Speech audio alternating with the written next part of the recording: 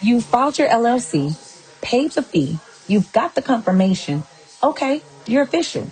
But what's next?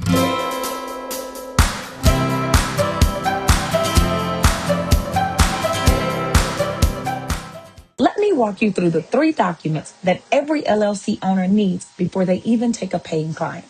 I'm Candace J, business strategist and founder of Candace J Co., where I help entrepreneurs build profitable businesses from the ground up. Today, I am going to give you a standard document checklist. Filing your LLC is step one of probably 10.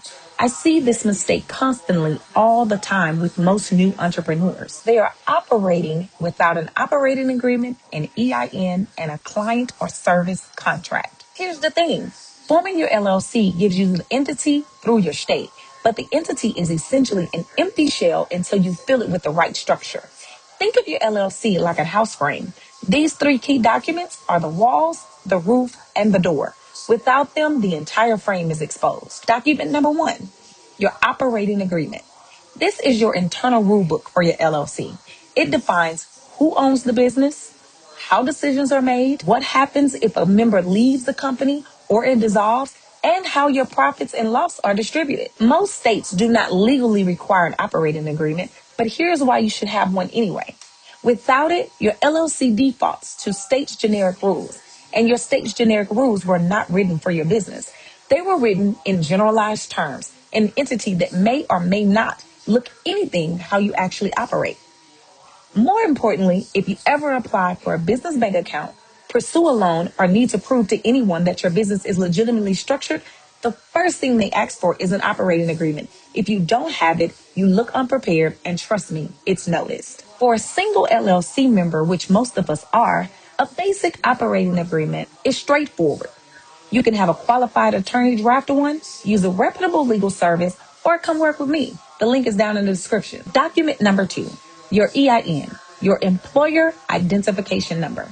This is your business tax ID number. It's assigned by the IRS. Think of it like a social security number, but for your business. You need an EIN to open a business bank account. You need it to hire employees or contractors.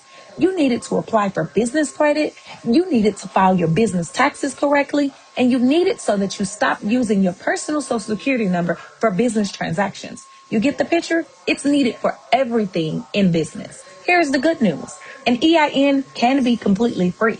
You can apply for it directly on the IRS website at irs.gov. The process takes about 10 minutes and you'll have it immediately. Once you have it, store it, print the confirmation, save the PDF, put it in your business binder. You will need this number again and again for the life of your business. And document number three, your client or service agreement.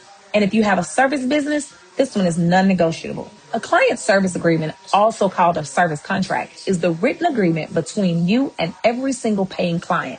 It defines what you're doing, what you're not doing, what it costs, when payment is due, what happens if things go sideways. It protects you, it protects your client, and it sets the professional standard for every single engagement. Without a signed agreement, you're operating on a handshake. And a handshake does not hold up when someone decides they want their money back, or they claim you promised something that you did not, or they share proprietary information without your permission. Your client service agreement should at minimum cover the scope of services, which means what are you doing, what are you not doing, your payment terms, the amount, the due dates, the late fees, the return policies, and clear and specific intellectual property terms. Who owns what? It should also contain confidentiality if applicable. Lastly, it needs to contain a termination clause. How will either party end this agreement? I would not suggest you go and just copy a template from the internet without understanding what your agreement says. Your agreement needs to reflect your actual business model and your state's laws. I recommend using a business professional like myself or a qualified attorney to review it. Your LLC is the shield, but your operating agreement, your EIN, and your client agreement are the armor inside the shield. You need all three working together. I've seen it time and time again where clients come to me after disputes, after banking rejections, after tax confusions, and in almost every case, the root problem was either one of these three documents were missing or they were incomplete. Don't let that be you. If you want to have these documents without the confusion, I can handle your LLC, your operating agreement, and your EIN.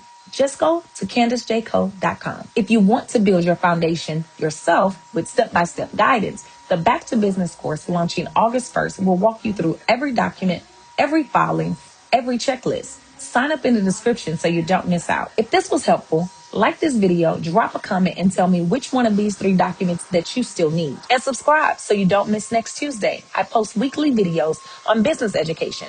And next week, we're talking about how to price your service when you have 0 clients. I'll see you then.